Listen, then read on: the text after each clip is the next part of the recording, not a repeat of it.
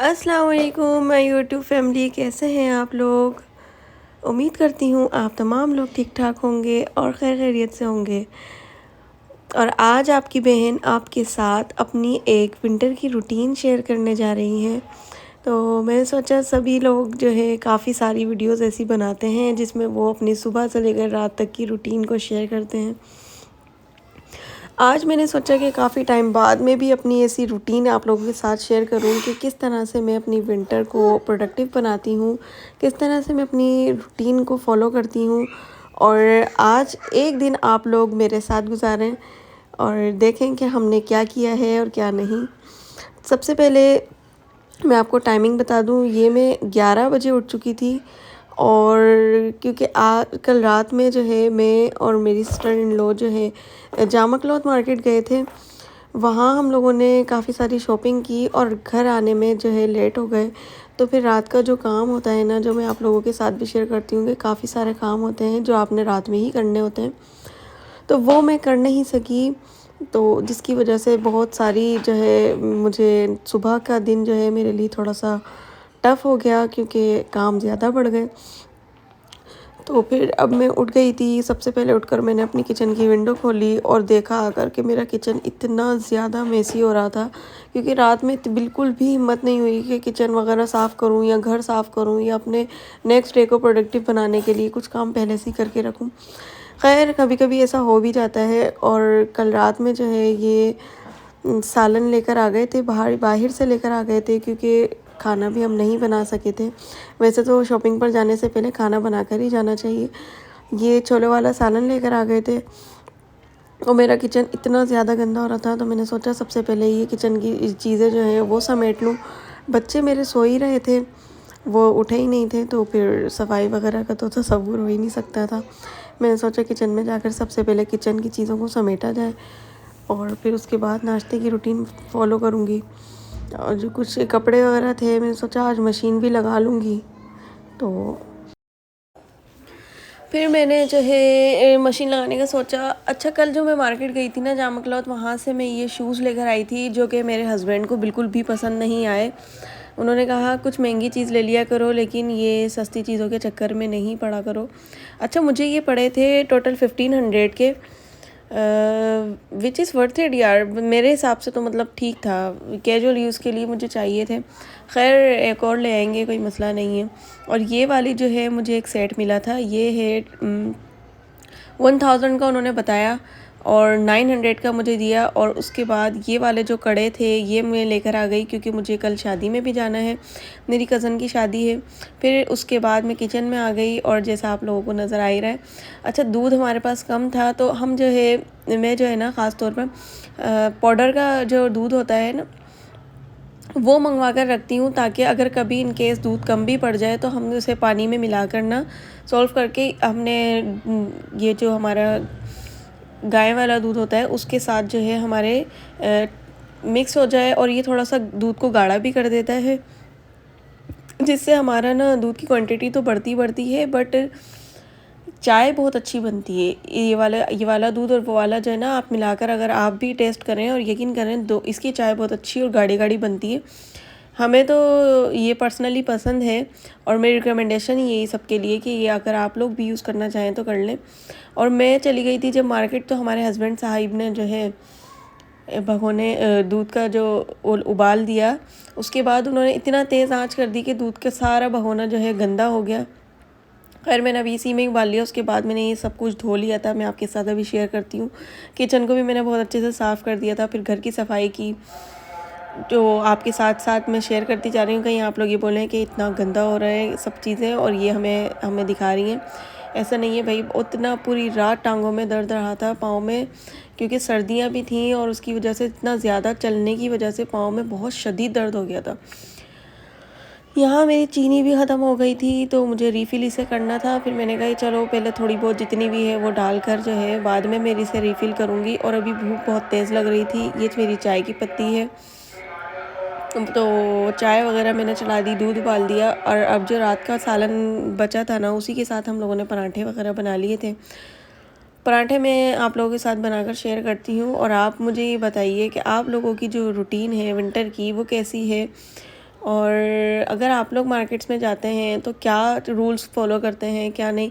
अच्छा, मुझे ये लगता है कि अगर हम मार्केट्स वगैरह में जाएं ना, तो वहाँ सबसे पहले हमें ना क्या करना चाहिए कि घर से ही ना कुछ ना पूरा एक पेज बना कर ना उस पर लिख कर ले चलें। क्योंकि जब हम मार्केट जाते हैं ना तो बहुत सारी ऐसी चीज़ें होती हैं जो हमसे मिस हो जाती हैं और हम नहीं ले पाते। फिर उसके बाद घर आने के बाद पछतावा होता है कि यार काश लिख लेते, काश याद नहीं आया, ये लेने गए थे और ये लिया ही नहीं। और दूसरी बात ये है कि आपको बार्गेनिंग अच्छी आना चाहिए। अगर आप लोकल मार्केट से, एक तो ये हमारे मोहल्लों में आवाज़ें जो आती हैं ना, इनकी वजह से पूरी रिकॉर्डिंग ख़राब हो जाती है। खैर, थोड़ी देर वेट करने के बाद मैं अब यहाँ आ चुकी हूँ अपने रूम में, और मैं आप लोगों के साथ शेयर कर रही हूँ कि अगर आप भी शॉपिंग पर जाएँ तो इन तमाम चीज़ों को याद रखें कि एक तो आपने घर से लिख कर लेकर जाना है कि आपने क्या क्या लेना है। दूसरी बात ये है कि हमेशा एक्स्ट्रा पैसे लेकर जाएं। और एक जो मेन मेरी बात है ना, वो आप याद रखें कि आपने जो है ना छोटे सब जितना जो कीपैड्स मोबाइल होते हैं ना, जो पहले दौर में चलते थे, अभी भी हैं, खैर काफ़ी लोग यूज़ करते हैं, एंड्रॉयड को अवॉइड करके ना कीपैड मोबाइल लेकर जाने की कोशिश करें। अपने पर्स को अपने करीब कर रखें। और क्योंकि जहाँ शॉपिंग वगैरह हो रही होती है तो वहाँ हमें इतना माइंड में नहीं होता कि हमने क्या हमारे पर्स की हिफाजत करनी है या नहीं करनी। तो बहुत सारे लोगों की चोरियाँ ऐसे हो जाती हैं, तो अपनी हिफाजत तो हमें ख़ुद करनी है। और इन छोटी छोटी बातों को जो है अगर हम माइंड में रखेंगे तो यकीन करें हमारा जो है व्लॉग भी बहुत अच्छा सा बन जाएगा। और ये हमारी जो रूटीन है ना, शॉपिंग वगैरह की जो रूटीन अगर हम फॉलो करेंगे इस तरह से, तो फिर वो हमारे लिए बहुत प्रोडक्टिव होगी, बहुत अच्छे से हमारी शॉपिंग हो जाएगी। बस चीज़ों को लिख कर जाएँ, और एक ही शॉप से लेने के बजाय 2 से 3 शॉप पर विज़िट करें। तो हर जगह से जो है अलग डिफरेंट रेट आपको मिलेंगे। एक ही रेट पर अगर आपने आकर परचेजिंग कर ली, उसके बाद आपने सिर्फ रिपेंट होना है, पछताने के अलावा आपके पास कुछ भी नहीं बचेगा। खैर, आ जाते हैं हम अपनी रेगुलर रूटीन पर। उसके बाद मैं किचन में आ गई थी। फिर अब मैंने सोचा कि मज़ेदार सा बल वाला पराठा बनाया जाए। तो मुझसे बल वाला पराठा बनता ही नहीं है। इतनी मैंने कोशिश की है, कई बार पेड़े बनाकर भी ऐसे रखे हैं। अगर आप में से किसी को आता हो इस तरह, तो मुझे ज़रूर शेयर करिएगा कि ये किस तरह से बनता है बल वाला पराठा। तो यहाँ मैं सिर्फ 2 ही पराठे बनाऊँगी, क्योंकि मेरी एक बेटी छोटी हैं, दोनों बेटियाँ छोटी हैं वैसे तो एक पराठे में से ना तो वो हाफ़ खा लेती हैं, और एक पराठा जो है वो मैं भी छोटा ही पेड़े का बनाती हूँ, मुझसे नहीं इतना ज़्यादा खाया जाता। तो बस 2 ही पराठे बनाए थे। हस्बैंड मेरे जो है नाइट ड्यूटी कर आते हैं, तो फिर वो उनका जो है टाइमिंग उनके नाश्ते की और दोपहर के खाने की एक ही हो जाती है। जस्ट लाइक ब्रंच हम इसको कह सकते हैं कि लंच और ब्रेकफास्ट एक साथ हो जाता है, तो उसे हम ब्रंच कहते हैं। यहाँ पर फिर मैं बहुत ज़्यादा ये सालन जो है गरम और वो गाढ़ा गाढ़ा सा हो रहा था, तो फिर मैंने इसमें पानी थोड़ा सा ऐड कर दिया। और जितनी देर में ये हमारा सालन गर्म हो रहा था, फिर मैं कमरे में गई और वहाँ जाकर दस्तरखान वगैरह बिछाया। कमरे को मैंने थोड़ा सा इस काबिल झाड़ वाड़ के कर लिया था कि ये नाश्ते के काबिल हो जाए। फिर मैंने अपने बच्चों को उठाया कि भाई उठ जाएं, नाश्ता तैयार हो चुका है। तो ये बड़ी सुस्ता रही थी मेरी दोनों बेटियाँ, क्योंकि इनका ना अभी भी कोई इरादा नहीं था उठने का। फिर अभी वो उठी हैं कि नहीं हम उठ जाएंगे, आपने हमें जो है गर्म पानी करके देना है, हम गर्म पानी से मुंह धोएंगे। दोनों बड़ी समझे बड़ी दिल नहीं चाह रहा था इन लोगों का उठने का, तो ज़बरदस्ती उठाया मैंने इनको। अभी जो है फिर मैंने इनको गर्म पानी करके दिया, दोनों ने मुंह हाथ धोए। जितनी देर में मैंने दस्तरखान लगाया और पर चाय बना ली थी, चाय रखी। और उसके बाद क्या याद नहीं रहता मुझे थोड़ा बहुत ना, चाय के साथ हाँ यही वाला बस हमारा थोड़ा बहुत नाश्ता था। तो आप मेरी वीडियो को पूरा वॉच किया करें, ताकि आप लोगों की वजह से हो सकता है मेरी लाइफ चेंज हो जाए। विदाउट सब्सक्राइब किए आप लोग मत जाया करें, क्योंकि एक हाउसवाइफ जो है वो अपनी डेली रूटीन के अलावा आपके साथ और क्या ही शेयर कर सकती है। हमारे पास कोई ऐसी चीज़ें नहीं है कि हम डेली आपके साथ न्यू तरीके से कोई भी चीज़ शेयर करें। हमारे पास जो हमारी डेली रूटीन होती है हम वही शेयर करते हैं। और कोशिश करते हैं कि उसी के ज़रिए आपको एंटरटेन किया जाए, क्योंकि हमारी डेली लाइफ है, रील लाइफ में और रियल लाइफ में मैंने आपको पहले भी बताया कि बहुत फ़र्क होता है। हम ऐसी कोई अपने रूटीन में ऐसी चीज़ों को ऐड नहीं कर सकते जो रील लगें, ठीक है। तो अभी फिर जो है आप लोग मेरा व्लॉग पूरा देखा करें, मुझे खुशी होगी कि आप लोगों ने मेरा व्लॉग पूरा देखा।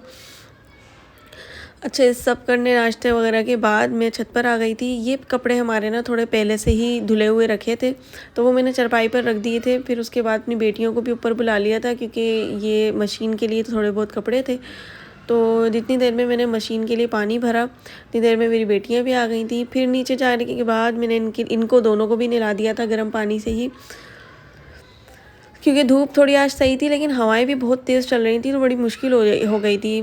खैर, नहलाने के बाद बच्चों को धूप में ही बिठा दिया जाए। फिर मैंने इनके कान वगैरह साफ़ किए, कान भी बहुत मैल हो जाती है बच्चों के, तो वो भी साफ़ कर लेना चाहिए। उसके बाद मैंने आके अपने घर की सफाई वगैरह की।